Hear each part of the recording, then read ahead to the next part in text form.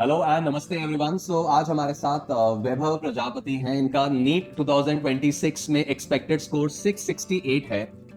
ये droppers batch में, RG academy के ड्रॉपर्स बैच के स्टूडेंट हैं। तो वैभव, फर्स्ट ऑफ ऑल कॉन्ग्रेचुलेशन, आप एक शानदार स्कोर 668 बहुत बच्चों को नहीं लाने का मौका मिलता है। आपका 668 स्कोर नीट में आ रहा है, कैसा फील कर रहे हो? सबसे पहले तो थैंक यू। ये जो स्कोर है वो आप सभी लोगों की वजह से है और मेरे को अभी बहुत अच्छा लग रहा है। ऐसा लग रहा है कि जो 3 साल में मेहनत करी थी, कुछ पता नहीं था आगे क्या होगा, फिर भी केवल एक ही होप में जो मेहनत करी थी उसका फल मिलता हुआ अब लग रहा है। राइट राइट, बिल्कुल। तो ईश्वर को धन्यवाद देना चाहूँगा, अपने माता पिता को और अपने टीचर्स को भी धन्यवाद देना चाहूँगा कि आप सभी की वजह से आज मेरा इतना स्कोर आ पा रहा है। बहुत बढ़िया, बहुत बढ़िया। जैसे आरजी आपने आई थिंक 12th में ज्वाइन किया था, यस सर। तो उसमें 11th में आप कहीं पे और पढ़ रहे थे। यस सर, कहीं तो ओवरऑल कैसा फिर फील हुआ यहाँ पे आपने टीचर से पढ़ना शुरू किया? क्या फीलिंग थी आपकी? सर 12th में मैं जब आरजे आया तो मेरे को एक अलग ही वातावरण मिला कि यहाँ तो सब कुछ एक वेरी डिसिप्लिन वे में हो रहा है। यहाँ तो हर चीज़ का एक फिक्स डिसिप्लिन है, एक रूटीन है। और तो स्टडी की जो बात मतलब फिजिक्स केमिस्ट्री, वो तो मेरे को बिल्कुल ही अलग नहीं है। ऐसे ही पढ़ा सकती है कि इनको बिल्कुल डेप्थ में जाके और मतलब उस टॉपिक को बिल्कुल समझा देना। Right, even right. Formula based तैयारी नहीं करवाई कि ये क्वेश्चन है इसको ऐसे कर लो, नहीं। फॉर्मूला तो हमको अपना आप याद हो गया, मतलब जो मेन टॉपिक है उनको समझाया टीचर। तो थोड़ा कॉन्सेप्ट्स में डेप्थ में ज्यादा फोकस होता था।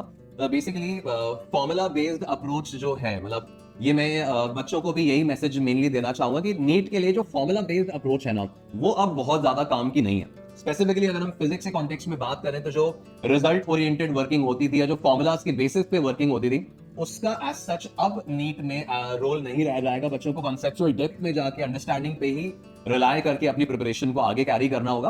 एंड ऑब्वियसली इनके एफर्ट्स से, इन्होंने इसी तरह की प्रिपरेशन में अपने एफर्ट्स अपने लगाए, डायरेक्शन बनाई और आज इस तरह का स्कोर अचीव कर पाए। बहुत बढ़िया।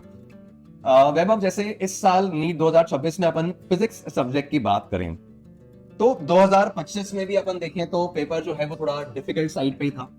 2026 में जब रीनीट हुआ तो भी पेपर थोड़ा डिफिकल्ट साइड पे आया। तो जब आपने पेपर शुरू किया तो ऐसे कॉन्सेप्चुअल क्वेश्चंस थे, थोड़े क्रिएटिव क्वेश्चंस थे। तो ऐसे पेपर स्टार्ट करने के बाद क्या फीलिंग थी आपकी? सर फिजिक्स का पेपर स्टार्ट करने के बाद तो खुशी हुई थी कि वो साल भर पढ़े हैं वैसे ही पेपर आया है। ओके, 3 मई वाला पेपर थोड़ा फॉर्मूला बेस्ड आया था, तो उसमें जिन्होंने केवल फॉर्मूला याद कर रखे उनको भी इक्वल अपॉर्चुनिटी मिल रही है आगे आने की। पर ऐसा पेपर देख के अंदर से बहुत खुशी हुई कि ऐसा पेपर हमको पढ़ना सिखाया है। साल भर जो टेस्ट 1 में ऐसी प्रैक्टिस कराई है, राइट राइट। पेपर देख के मतलब ऐसा लगा कि ये तो फेमिलियर पेपर है, इसको तो अपन पढ़ना आता है। बहुत ज्यादा ऐसे सरप्राइजिंग फीलिंग नहीं थी आप? सरप्राइजिंग फीलिंग नहीं थी बिल्कुल। और ऐसे कुछ क्वेश्चंस थे जो थोड़े लेंदी भी थे, है ना, कई बार 7-8 लाइन के भी क्वेश्चंस थे। तो उनको पढ़ते समय भी थोड़ा सा प्रेशर फील हो रहा था या नॉर्मल लग रहा था आपको? नहीं सर, प्रेशर फील नहीं हो रहा था क्योंकि गिरीश सर ने एक बात बोली थी, वो मेरे को याद है कि योगस्थः कुरु कर्मणि। मतलब किसी भी सिचुएशन में आप पहले खुद को स्थिर करो, उसके बाद उस सिचुएशन के बारे में सोचो। करेक्ट। ऐसा जब ऐसा क्वेश्चन देखा तो उसको देख के घबराया नहीं। उसको देख के मैंने शांत मन से, मतलब मैंने उसको पहली बार में छोड़ा कि कोई बात नहीं, लंबा है तो क्या हो गया, सबको लंबा लग रहा है, अगर अपने से अगली बार में होगा तो अपन करेंगे। Right right. कुल मिला के घबराया नहीं उस सवाल को देख। तो अब जैसे जिस तरह का फिजिक्स का पेपर 2025 में आया था, जिस तरह का पेपर अब 26 में आया है, तो जो बच्चे अब 2027 नीट के लिए प्रिपेयर कर रहे हैं, फिजिक्स के पर्सपेक्टिव से उनको क्या गाइडेंस देना चाहोगे? सबसे पहले तो फिजिक्स में फॉर्मूला याद करने की कोशिश ही मत करो। आप जो मेन टॉपिक है, जो टीचर समझाता है, टॉपिक को समझने का प्रयास करो, फॉर्मूला अपने आप याद हो जाएगा। मैंने कभी अपनी तरफ से फॉर्मूला को याद करने की कोशिश नहीं करी, फॉर्मूला शीट बना के वो उससे कोई बेनिफिट होता भी नहीं है ऐसे पेपर के अंदर। Right right right. आप जो टॉपिक है उसकी डेप्थ में जो टीचर समझा रहे हैं उसको समझो, फॉर्मूला तो अपने आप याद होते हैं। और प्रैक्टिस का किस तरह का रोल अपन माने, किस लेवल के क्वेश्चन बच्चों को करने चाहिए आपके हिसाब से? सर मेरे हिसाब से जो कोचिंग के मॉड्यूल्स हैं उनके अलावा जेई मेंस के तो हमको रेफर करे तो उसका बहुत फायदा मिला, तो वो तो करनी ही चाहिए। जेईई मेन की पीवाईक्यूज आपने किए थे सारे? हाँ, जेई मेंस के करे थे। Okay okay okay, right. ऐसी अगर अपन केमिस्ट्री के कॉन्टेक्स्ट में बात करें तो केमिस्ट्री भी आई थिंक 2024 या उससे पहले जिस तरह की केमिस्ट्री आती थी उससे तो थोड़ा सा बेटर साइड पे पेपर था। तो केमिस्ट्री के इस पेपर को फिर आपने कैसे हैंडल किया? मुझे फिजिकल, ऑर्गेनिक, इनऑर्गेनिक तीनों का थोड़ा सा मुझे ब्रीफ में बताओ।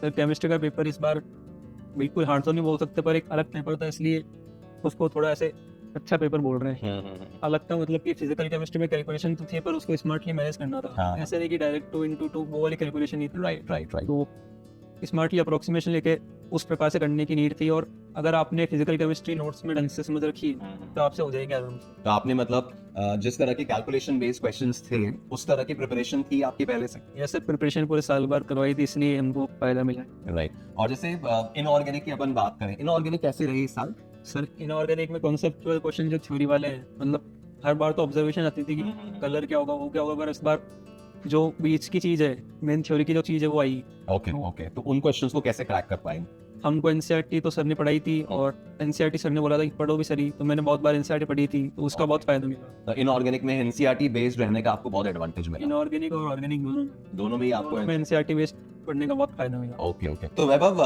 फिजिक्स केमिस्ट्री की तो बात हमने काफी कर ली, बायोलॉजी को पढ़ने का आपका क्या अप्रोच रहा? बिकॉज मुझे ऐसा ध्यान है कि शायद आपके 350 अराउंड मार्क्स बायो में आ रहे हैं, तो बायो को किस तरह से आपने हैंडल किया, कैसे क्रैक किया?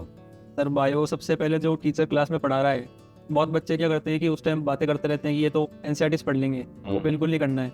मेरे साथ तो क्या होता था कि जब मैंने क्लास ढंग से अटेंड कर लिया तो मेरे को आधी से ज्यादा चीज तो वहीं पे याद हो जाती थी। टीचर ने क्या बोला है वो समझना जरूरी है। करेक्ट। इस टॉपिक में टीचर ने अपनी तरफ से क्या बोला, उसके बाद मैंने मेनली फोकस तो एनसीईआरटी पे करा था, क्योंकि कुछ सालों से पेपर एनसीईआरटी बेस्ड ही आ रहा है, तो उस पर फोकस करा एनसीईआरटी पे। तो ऐसे बच्चे कई बार ड्रॉप ईयर में स्पेशली बच्चों को लगता है कि फिजिक्स केमिस्ट्री पे ज्यादा ध्यान दे लो, बायो तो हो जाएगी बाद में, क्या ये अप्रोच करेक्ट होती है? सर ये बिल्कुल करेक्ट अप्रोच नहीं है। ये तो बच्चे करते हैं कि फिजिक्स केमिस्ट्री क्लास में पढ़ने की कोशिश करते हैं ढंग से, पर बायो क्लास में कोशिश भी नहीं करते। टीचर आया और इधर उधर बातें करना शुरू हो जाते हैं, नोट्स नहीं बनाते हैं, ये सोचते हैं कि तो एनसीईआरटी पढ़ लेंगे। पर वो तब है जब आपने नोट्स बना के पहली बार समझ लिया ढंग से, करेक्ट। उसके बाद एनसीईआरटी का रोल है। जैसे आई थिंक आरजी पे आपके बैच में जो भी टीचर्स पढ़ा रहे थे वो मोस्टली आईआईटीएंस एनआईटीएंस है ना, मोस्टली ऐसे टीचर्स हैं जो जेईई एडवांस के लिए भी बच्चों को काफी साल से ट्रेन कर रहे हैं। तो जब आईआईटीएंस एनआईटीएंस फैकल्टी से आप पढ़े तो उनके अप्रोच में, उनके पढ़ाने में ऐसा क्या डिफरेंस आपको फील हुआ? मैं क्यों पूछ रहा हूँ क्वेश्चन, बिकॉज 11th में कहीं और आप पढ़े थे, फिर आप एक ऐसी टीम के साथ जुड़े जो जेईई के लिए भी बच्चों को ट्रेन करती है, खुद आईआईटी और एनआईटी से पास आउट है, तो क्या डिफरेंस आपने फील किया उन टीचर्स से पढ़ के? फिजिक्स में भी केमिस्ट्री में भी क्या डिफरेंस आपको लगा? सर पहले जब मैं कहीं और था तब तो ऐसे मतलब आईआईटीएंस और एनआईटीएंस का ऐसे पता नहीं था मतलब पढ़ाते ही कैसे हैं, पर जब मैं यहाँ पे आया तो मेरे को एक अलग ही खुशी की फीलिंग आई कि अच्छा ये तो बहुत अच्छा पढ़ा रहे हैं। फिजिक्स के अंदर हर टॉपिक की डेप्थ के अंदर जाके ही उसको बिल्कुल फील करने की कोशिश कराते हैं कि ये टॉपिक, ये चीज़ क्या है। बिल्कुल ऐसे नहीं कि ये फॉर्मूला है, इस क्वेश्चन में ये वाला फॉर्मूला लगा दो, ऐसे नहीं करते। राइट। हर डेरिवेशंस वगैरह पे भी फोकस रहता था? डेरिवेशंस पे तो मतलब जहाँ तक संभव है डेरिवेशंस कराते थे, मैं बोलते थे कि इसको याद मत करो, पर लिखो भी मत, पर एक बार समझ लो इसको, कि अगर ऐसा सवाल आया तो कर पाओगे। इसी का फायदा मिला इसमें। और केमिस्ट्री में भी जैसे टीचर्स के पढ़ाने का नजरिया जो है वो किस प्रकार फील हुआ? जैसे केमिस्ट्री में भी आप एक आईआईटी ग्रेजुएट से पढ़ रहे थे, है ना, एक आईआईटीएन फैकल्टी से पढ़ रहे थे, तो क्या डिफरेंस आपको फील हुआ केमिस्ट्री में? सर केमिस्ट्री में गौरव मिश्र सर बहुत, मतलब उनकी क्या ही तारीफ करे, शब्द नहीं है मेरे पास। मतलब बहुत अच्छा पढ़ाते हैं वो बिल्कुल ऐसे समझाते हैं कि आपको घर जाके एक बार आपने पढ़ लिया तो फिर आपको चीज़ याद हो जाएगी। राइट। और फिजिक्स के अंदर प्रतीक सर, आप और मैं सर, इन्होंने मतलब बिल्कुल फील करा दी चीज़ को कि आप भूल ही नहीं सकते उस चीज़ को, आप भूलने की कोशिश करोगे तो भी नहीं बोल सकते हो। करेक्ट। वैभव, आपका ड्रॉप ईयर था इस साल, है ना, 11th एंड 12th में आपने प्रिपरेशन किया, फिर आपको एक साल ड्रॉप लेना पड़ा। तो जैसे इस पूरी जर्नी में अगर अपन देखें तो काफी सारे अप्स एंड डाउन्स आपके पास आए होंगे, आपके सामने आए होंगे, काफी डिफिकल्ट होता है कई बार ड्रॉप ईयर में मोटिवेटेड रहना, तो ये मोटिवेशन वाला मैटर या फिर अप्स एंड डाउन्स, इनको कैसे मैनेज किया आपने? सर नदी में लहर ऊपर भी जाती है नीचे भी जाती है, पर मेरी और नदी के बीच में एक नाव थी, जो मेरे टीचर्स, माता पिता, ये सब थे। क्या बात है, बहुत बढ़िया। तो वो सब मेरी नाव बन के उन्होंने मेरे को इस नदी से पार कराया। मैं अकेला तैर के नहीं कर पाता पार। सही बात है। जहाँ भी डाउन आए तो उन्होंने मेरे को संभाला, जहाँ भी अप्स आए तो उन्होंने, तब भी उन्होंने मुझे संभाला कि ज्यादा अहंकार नहीं करना है, तो अहंकार से सीधा नीचे ग्राउंडेड रहना है। बिल्कुल सही बात है, बहुत जरूरी होता है कि इस प्रिपरेशन में आप ग्राउंडेड रहें, आप धरातल पे रहें। कई बार आपकी बार जब बैचेस में फर्स्ट रैंक आती है तो एक अलग ही फीलिंग अपने को आती है कि अपन तो सिलेक्ट हो ही जाएंगे। करेक्ट बात है। पेरेंट्स का क्या रोल आपकी प्रिपरेशन में रहा, मुझे थोड़ा सा बताओ, कि बच्चे भी इस बात को समझ पाए कि पेरेंट्स एक बहुत मेजर और एक बहुत इंपॉर्टेंट रोल प्ले करते हैं बच्चों की जर्नी में। आपकी जर्नी में पेरेंट्स का क्या रोल रहा? सर मेरे को अभी बहुत खुशी हो रही है कि मैंने अजमेर में रह के तैयारी करी, क्योंकि अगर मैं अजमेर के बाहर जाता तो शायद मैं इतने अच्छे नंबर ला ही नहीं पाता। क्योंकि रोज घर का खाना खाना, रोज मम्मी प्यार करती है, अपन मम्मी से बातें करते हैं, ठीक बात है, बिल्कुल। पापा डांटते भी हैं, प्यार भी करते हैं, समझाते भी हैं, तो उससे बहुत फायदा मिला। मतलब अटैचमेंट की जो फीलिंग है वो बहुत फायदेमंद होती है। Right right. क्योंकि अगर आप कहीं बाहर जाओगे तो आपको अकेले रहना होगा। घर में तो मतलब मम्मी पापा है तो आप वो आपको संभाल लेंगे। आप संभाल लेंगे। ये आपको डेली की रिक्वायरमेंट्स जो है, खाना पीना रहना ना, वो सबकी आपको डेफिनेटली कोई लोड नहीं रहता है, आप फ्री रहते हो उस चीज में। वैभव, आप मोस्ट लाइकली अजमेर टॉपर बनने वाले हो, नीट 2026 के अजमेर टॉपर हो आप। पेरेंट्स को जब इस खबर को सुनते हुए देखते हो कि आप अजमेर टॉप करने वाले हैं, आपका इंटरव्यू कंडक्ट हो रहा है, आपकी अखबार में फोटोग्राफ आने वाली है, मतलब किस तरह की फीलिंग है ओवरऑल? हम चाहेंगे कि आप बच्चों के साथ शेयर करें कि जब आप मेहनत करके इतना कुछ अचीव करते हो तो क्या क्या फीलिंग आती है अपने को? सर जब मेहनत करके अचीव करते हैं तो अलग ही खुशी की फीलिंग आती है। मतलब जब कुछ भी पता नहीं था कि हम केवल एक कमरे में घुस के बस पढ़ते थे क्या होगा, कैसा पेपर होगा, कुछ पता नहीं था। बस अपन पढ़ते थे, हमेशा पढ़ते थे, खुश रह के पढ़ते थे। उसके बाद जब आज ये रिजल्ट आया तो बहुत खुशी हो रही है, और मैं तो अपनी खुशी बता पा रहा हूँ पर मम्मी पापा तो बता ही नहीं पा रहे हैं। सही बात है, उनको मेरे से कई गुना ज्यादा खुशी हो रही है। बिल्कुल बिल्कुल। और वैभव, इस पूरी जर्नी में मुझे बताएं, ऑनलाइन प्रिपरेशन, जैसे बच्चों का कई सारा कंफ्यूजन होता है कि ड्रॉप लेना है तो हम ऑनलाइन मोड में ही पढ़ लेंगे, तो ऑनलाइन प्रिपरेशन के बारे में आपका क्या ख्याल है, या फिर आपने ऑनलाइन सपोर्ट किस हद तक लिया था? सर 11th में जरूर मैं किसी और कोचिंग में था तो तब मैं लिया था सपोर्ट, पर जब आरजी आने के बाद और मेनली इस ड्रॉप ईयर में तो मैंने बिल्कुल ऑनलाइन का सपोर्ट नहीं लिया। शुरू में जब नीट 2025 के बाद मेरे को बहुत बुरा लग रहा था, मतलब क्लास आने के लिए भी मेरे को मन नहीं कर रहा था क्लास में आने का, तो मेरे मम्मी पापा ने समझाया था मेरे को कि कोचिंग जाओ। तब मैं उस टाइम मेरे को घुटन होती थी कि मैं क्यों आ रहा हूँ। आपका नीट 2025 में कितना स्कोर था? उस टाइम 520 था। 520 था दोस्तों, 520 स्कोर 2025 में और 668 इन 2026। इट्स अ कमेंडेबल अचीवमेंट जो एक साल में वैभव ने अचीव किया है। यस, जैसे हमने बताया कि 11th में एक सर्टेन इंस्टीट्यूट में पढ़े, 12th में आने के बाद फिर खुद को संभाला, ड्रॉप ईयर में दोबारा से मेहनत करी और ऑनलाइन सपोर्ट को बहुत ज्यादा यूज में नहीं लिया, अननेसेसरी डिस्ट्रैक्शंस में नहीं पड़े, और आज रिजल्ट आपके सामने। आपका स्क्रीन टाइम अगर अपन वैभव देखें तो कितना स्क्रीन टाइम यूट्यूब में या इंस्टाग्राम पे या फेसबुक वगैरह में कितना स्क्रीन टाइम आपका हो जाता था? सर 0 तो बिल्कुल भी नहीं था, और बाकी सोशल मीडिया तो मैं बिल्कुल यूज नहीं करता था। व्हाट्सएप मीडिया यूज करते ही नहीं? व्हाट्सएप यूट्यूब के अलावा जैसे इंस्टाग्राम फेसबुक ये सब यूज नहीं करता। ये आपका अकाउंट है ही नहीं उसके ऊपर? उसके ऊपर हाँ, अभी तक तो नहीं। अब बच्चों, आप मान के चलिए, अगर आप जेई या नीट के लिए प्रिपेयर कर रहे हो तो इस चीज को बिल्कुल मन में बिठा लीजिए कि ये जेई नीट की प्रिपरेशन और ये इंस्टाग्राम फेसबुक ये एक साथ एग्जिस्ट नहीं कर सकते हैं। तो जब तक आप ये सोशल मीडिया से, देखिए आप कंस्ट्रक्टिव वीडियोस वगैरह देख रहे हैं वहां तक तो ठीक है, पर अगर आप इंस्टाग्राम फेसबुक पे अपना टाइम स्पेंड कर रहे हैं तो वो अननेसेसरीली आपका फोकस और कंसंट्रेशन किल करता है, और वो डेफिनेटली रिकमेंडेड नहीं है अगर आप नीट और जेई के सीरियस एस्पिरेंट हैं।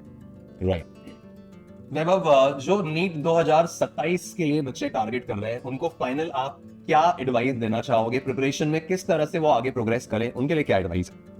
सबसे मेन चीज होती है विश्वास, क्योंकि आज के जमाने में ऑप्शंस बहुत सारे हैं, इतनी नॉइज है, पूरी यूट्यूब भरा पड़ा है टीचर से। ये टीचर सब टीचर अच्छा पढ़ाते हैं पर आप किसी एक को चूज करना है। तो जैसे मैंने आरजी को चूज किया, तो अगर कोई बच्चा आरजी को चूज करता है तो पूरा विश्वास करो, आंख बंद करके क्यों पढ़ना है, आंख खोल के मतलब ढंग से पूरा विश्वास करो टीचर्स पे, कोचिंग पे, की जैसे मैंने करा कि ये हमको पार लगा देंगे। करेक्ट। क्योंकि विश्वास अगर आप रखोगे तभी आप पढ़ पाओगे, नहीं तो आप आज किसी का वीडियो देख रहे हो, कल किसी का वीडियो देख रहे हो तो आप बिल्कुल हाँ लॉस्ट हो जाते हैं, मिक्सअप हो जाते हैं, कंफ्यूज हो जाते हैं। बिल्कुल। और प्रिपरेशन के मेथड में लाइक पढ़ने के तौर तरीकों में कुछ आप एडवाइस देना चाहेंगे? फिजिक्स केमिस्ट्री को पढ़ने के तरीकों में कुछ बताएं। सर सबसे पहले फिजिक्स की इतनी बातें हो रही हैं तो फिजिक्स पढ़ने के लिए आप फॉर्मूला याद करने की कोशिश करो ही मत, तो आपको अपने आप याद होंगे जब आप पूरी डेप्थ समझ लोगे इस कॉन्सेप्ट की। डेप्थ समझने का मतलब आपका क्या है एग्जैक्टली? सर डेप्थ समझने का मतलब कि ये चीज होती है, ये ऊपर से नीचे तक आपको पूरा पता है कि ये चीज क्या है, क्यों है, कैसे है। ओके, तो आपको बेसिक से पूरी क्लैरिटी है उस टॉपिक के बारे में, तो फिर आपको याद करने की रिक्वायरमेंट ही नहीं आती। हमको पूरा बेसिक से लेके पूरा ऊपर तक पढ़ाया था। तो अगर क्वेश्चन जैसे नीट में पहले आते थे कि बिल्कुल बॉटम से रिजल्ट से क्वेश्चन आ रहे थे उसको कर लेते थे। राइट। पर अगर क्वेश्चन बिल्कुल ऊपर से बीच से या स्पेस आया तो उसको बच्चे नहीं कर पाए, जैसे इस बार भी नहीं कर पाए। ओके। वैभव, आपकी इस पूरी प्रिपरेशन में कौन से मेंटर्स का आप खास रोल मानते हैं और किन टीचर्स को आप धन्यवाद देना चाहेंगे? सर धन्यवाद उन सभी टीचर्स को जिन्होंने मेरे को पढ़ाया, जिनकी वजह से आज मैं इतने अच्छे नंबर ला पा रहा हूँ। तो फिजिक्स के अंदर गिरीश जैन सर, प्रतीक सर, मेहुल सर, आपने मेरे फिजिक्स को मतलब अलग ही बना दिया कि मैं ऐसा पेपर देख के भी खुश हुआ, तो ये कोई छोटी बात नहीं है। जी बिल्कुल। और केमिस्ट्री का पेपर भी सब लोग बोल रहे हैं कि 10 साल में पहली बार इतना हार्ड आया है, उसको देख के मेरे को डर नहीं लगा। उसका पूरा श्रेय Gaurav Mishra sir Sandeep Jain sir, Shashi Shekhar sir जो भी आरजी में नहीं है उनको मैं देना चाहूँगा। बिल्कुल बिल्कुल। और बायोलॉजी इसमें मेरे 350 आ रहे हैं। सब बोल रहे हैं कि आसान पेपर था, इसमें 360 भी आ सकते हैं, पर आसान पेपर में ही छोटी मोटी गलतियाँ जल्दी हो होती जाती है मिस्टेक, सही बात है। तो बायो में जो भी मेरे नंबर आ रहे हैं वो अभिषेक सर, मित्तल सर, इन्होंने जो मेरे को समझाया पढ़ने के तरीके से, कई इनकी वजह से हैं। ओके, इन सभी को मैं बहुत बहुत धन्यवाद देना चाहता हूँ। ईश्वर के बाद, माता पिता के बाद आप लोग ही है जिनकी वजह से मैं इतने अच्छे नंबर ला पा रहा हूँ। करेक्ट करेक्ट, बहुत बढ़िया लगा। तो एक बार स्टूडेंट्स को आप एड्रेस करते हुए एक फाइनल एडवाइस उनको दो कि उनके लिए 2027 एक बहुत सक्सेसफुल ईयर बन के आए, उसके लिए आप उनको क्या फाइनल पॉइंट कहना चाहोगे? मैं तो ये कहना चाहूँगा कि अगर आप ढंग से तैयारी करना चाहते हैं तो आरजी एकेडमी मेरी नज़र में तो अजमेर में सबसे बेस्ट है। यहाँ पर आइए, टीचर पे विश्वास रखिए, आरजी एकेडमी पे विश्वास रखिए। यहाँ का एनवायरनमेंट आप खुद ही आके देखिए, बहुत ही अलग है। डिसिप्लिन बिल्कुल बहुत अच्छा एनवायरनमेंट है, तो आपको मज़ा आएगा पढ़ने का। सिलेक्शन नहीं होना हो तो अलग बात है, पर आपको खुशी होगी कि मैंने ढंग से पढ़ाई करी पूरे साल भर। और लास्ट में एक बात बोलूँगा, एम्स और IIT जाना है तो आरजी एकेडमी आना है। आरजी है तो संभव है। Congratulations Vaibhav, so thank you. हम चाहेंगे कि बहुत सारे बच्चे अजमेर के और बाहर के आपसे इंस्पायर हों, आपकी स्टोरी को समझें। हम एक डिटेल वीडियो भी आपके साथ करना चाहेंगे। अभी तुमने शॉर्ट में आपसे एक डिस्कशन किया, एक डिटेल वीडियो में चाहेंगे कि आपने पूरी जर्नी एक्सप्लेन करें, बिकॉज मैंने बहुत क्लोजली आपकी जर्नी देखी है, काफी सारे अप्स एंड डाउन्स आपकी जर्नी में रहे हैं, तो उन सारे पॉइंट से भी काफी सारे बच्चों को इंस्पिरेशन मिलेगी। So congratulations once again, God bless you, thank you sir.